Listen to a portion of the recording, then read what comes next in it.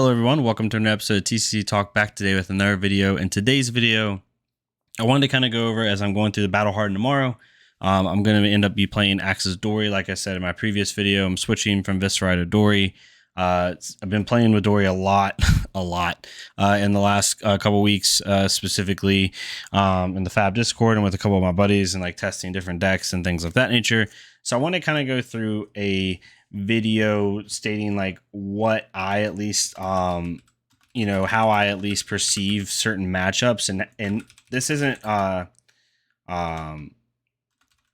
do that in a second, but this isn't that we are this isn't that I'm saying like this is how good Dory is 100% into these matchups, but from my experience and my play and how I've been perceiving these matches, this is how these matches feel to me. So if you're thinking about picking up Dory, you can kind of, I guess, maybe get kind of what my sense is as far as like what she's good against, what she's bad against, and kind of go from there.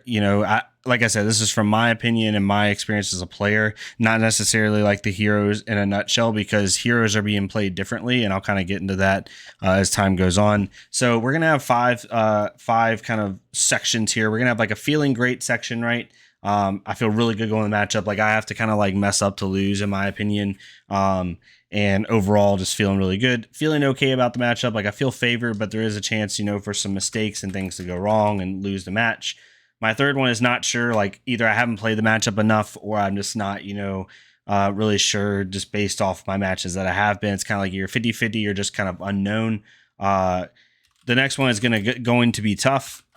It's not like an unwinnable matchup, but it's one where I'm like, it's going to be really hard to win. They're going to have to make a few mistakes, and I'm going to have to play pretty perfectly in order to win. And then the final one is let's go get a sandwich.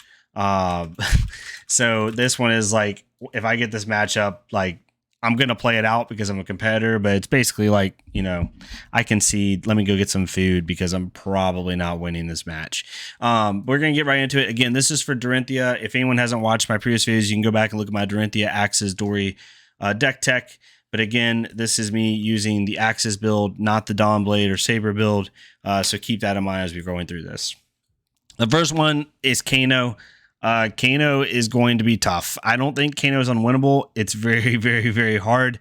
But he's going to be tough. I have to really kind of rely on my attack reactions and keep things in hand. The problem playing against Kano, it's as similar as when you play against Kano as a Viscerai, is I need a blue in order to do things.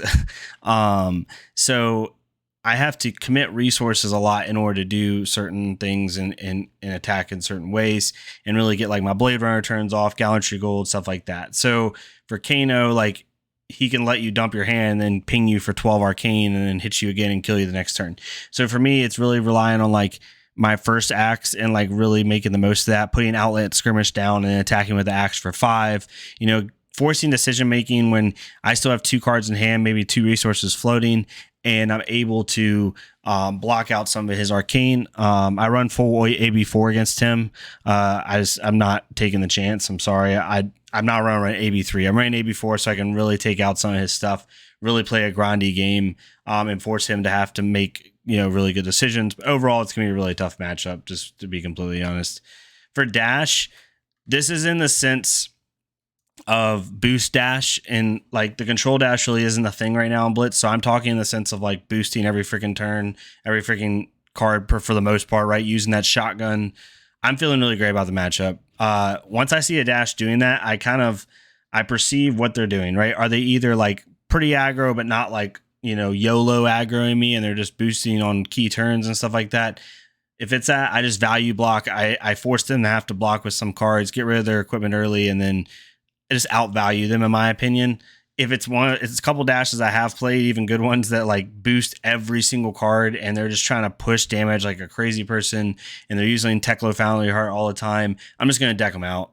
Like every single card in my deck is a 3-block, and I have, I have Dynamo, I have Arcanite Skullcap, like I have even Gallantry Gold that blocks for 1. Like I'm gonna deck you out by turn 4. So if you want to use 8 to 10 cards a turn and lose, be my guest. And I mean that like with all sincerity. It's a fun deck, awesome deck, but I feel really great in the matchup.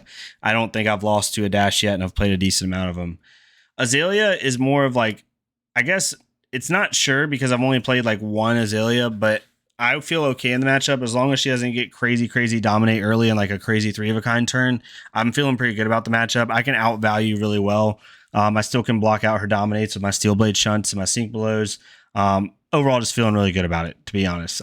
So nothing too crazy. Feeling okay about that matchup. For Viserai, it's going to be tough. But it's definitely not as bad as Kano, right? Like he's almost in like just the 50-50 kind of split. But for me, like if he doesn't get his stuff early, I can put a lot of pressure on him really quickly. And then with Viserai, like unless you just get lucky with Mordred Tide and Read the Runes, which or whatever, or become the Arc Knight and stuff, which is how it works sometimes.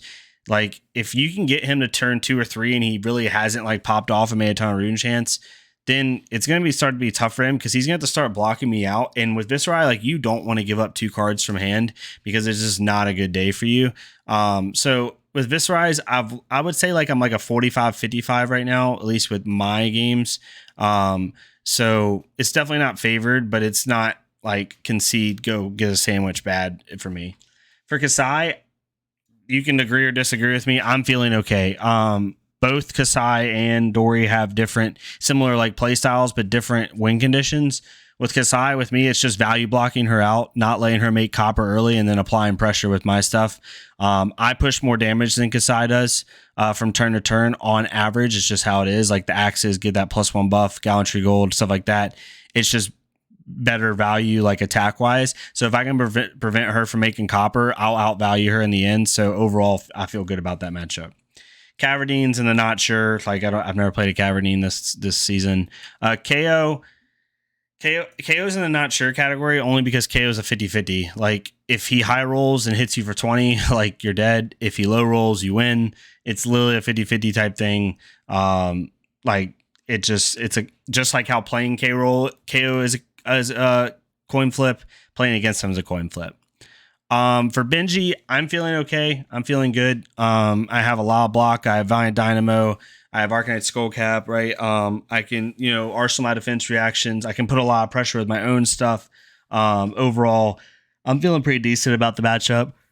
It's going to be hard for him to block me out a lot. And I can use my equipment to start to get an early advantage. Not saying I can't lose to a Benji, but I think if I play my game right and I, draw what I need to draw, I can win the game. For Shiana, not sure. Haven't played Shiana this season. Not going to comment on that. Same thing with Date at all. Haven't played a Date at all either. I would say both of these are definitely in the feeling good category, but anyone that I haven't played this season, I'm not going to put in a category. I'm just not. Even if I 100% think it's a 100-0 win, I'm not going to do it. Ira, I'm feeling okay. I'm feeling good. As an Ira player myself, you just outvalue her. Unless it's a super tanky flick flack Ira, like with sigils and stuff like that, she's just not going to have the block value that you have.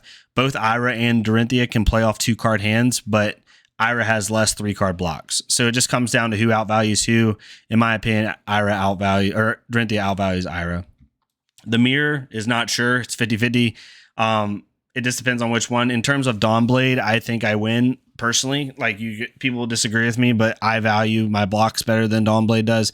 Dawnblade really can't block or doesn't want to block. So as long as I can keep those counters off, like I outvalue personally, but that's just my opinion. I still think axes are just a better build than Dawnblade right now.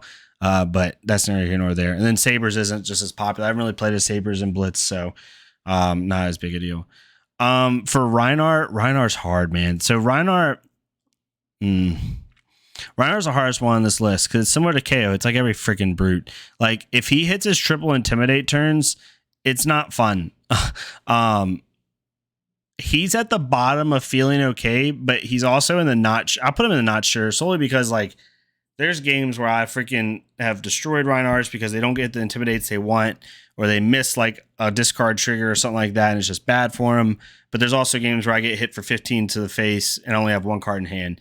The only bad thing about Reinhardt is if he intimidates me twice, like I still can block with 2 cards from hand. I'm really doing what I want to normally do anyway. If he intimidates me 3 times, then I just block with 1 card and Dynamo for 4, take some chip damage, whether it's a lot or not a lot, and then come back with a 3-card hand, which for Dorinthea is good. So it's really hard. I'd put him in the not sure category. It's definitely a really good deck, though.